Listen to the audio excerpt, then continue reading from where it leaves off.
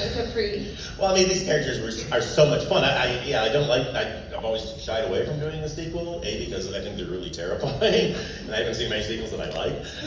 But I love these characters so much, and it just felt like they had something to revisit. And then the first Simple Favor was really finding a bigger audience all the time on streaming, and it just felt like maybe people want to see that. But then there was a lot of pressure to kind of come up with the right story, and I'd always been obsessed with this wedding in Capri. Giovanna Battaglia, who's the Vogue editor of, editor for Vogue out of Paris or whatever, got married there to some really rich guy. And so actually where they got married on that point, that's exactly, I just recreated that from that wedding. It was so awesome. So if you want to get married there, it will cost a fortune to put that scaffolding up. And it just, but it was really about getting together with these two again, and just so much fun, and then getting the rest of the cast back together, and whoever wasn't dead could come back. Oh, and Josh Sateen is here too, who plays Miles. Where's not dead yet? Not dead. Well, that's how we do it. Sounds like another sequel. Anna, can you talk a little bit about what it was like to get back into the iconic Stephanie's, shoes? Sure. I mean, yeah. Well, I remember early on asking our costume designer Renee, Stephanie is, as the kids say, addicted to not serving. So I was like, can I just be not very well dressed but comfortable? So I was really excited to play Stephanie, but in sneakers. So that was exciting. I love that. And Blake, tell us about getting back into the legendary mindset of Emily.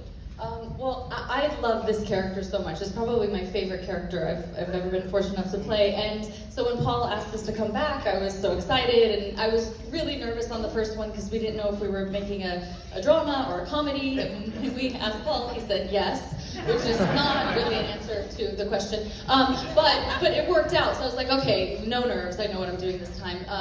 And then right before we started shooting, he said, I have a little bit of a curveball idea, which I'm not going to say what it was because, we don't want to give away anything. But it definitely, upped the ante. It was very uncomfortable to watch in this theater with people.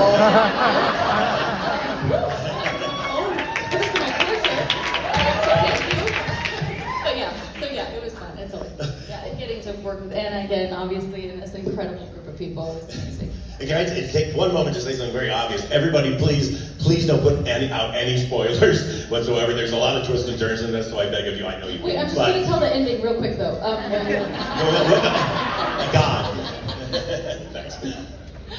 Okay, Anna, let's talk a little more about Stephanie. She's obviously, lived a whole life and solved a lot of cases since the end of the first film, but it's obvious that she's still obsessed with Emily. So what do you think is compelling her to take the risk and Girl, I wish I knew. I'm like, Stephanie, stand the fuck up, dude. It is crazy. I'm like, this is your tormentor. Stab her in the neck. Bro, grow a pair.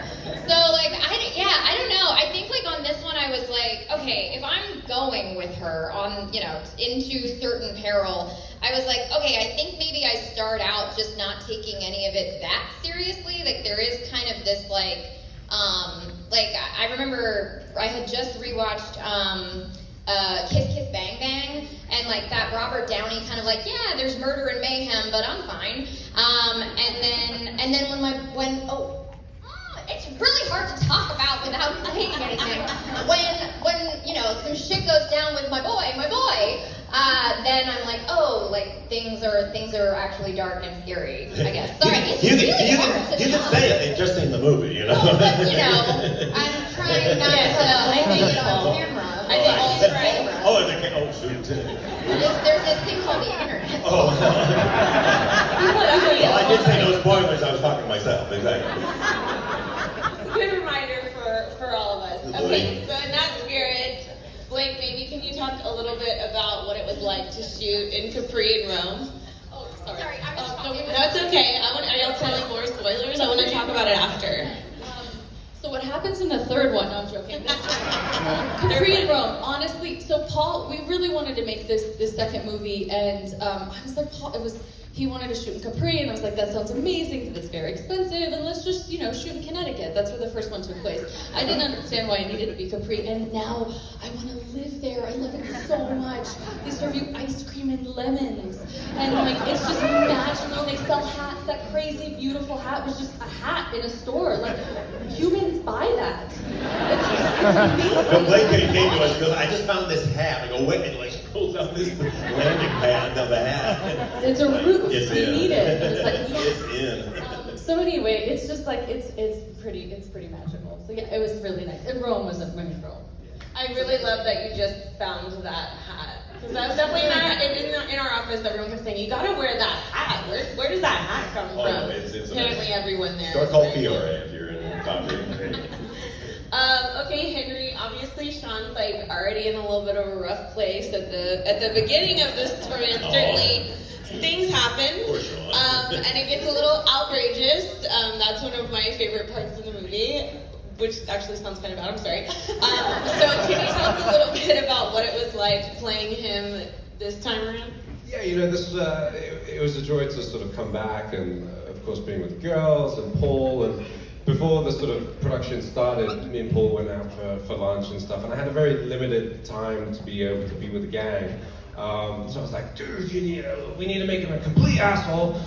We need to like have like an outrageous death with blood and poop. And he was like, I can do the blood, but maybe not the poop. He's like, You "Okay, want to shit his fine." pants, basically. I fought for it, but no, you know what? It's amazing to see sort of everybody that we sort of filmed with 5-6 years ago. And we've all grown, and we've all sort of seen our careers blossom, and it's just awesome to come back to like a character that you're so familiar with, but for me personally, changing him and making him a dick. A well-meaning dick. He was always kind of a dick.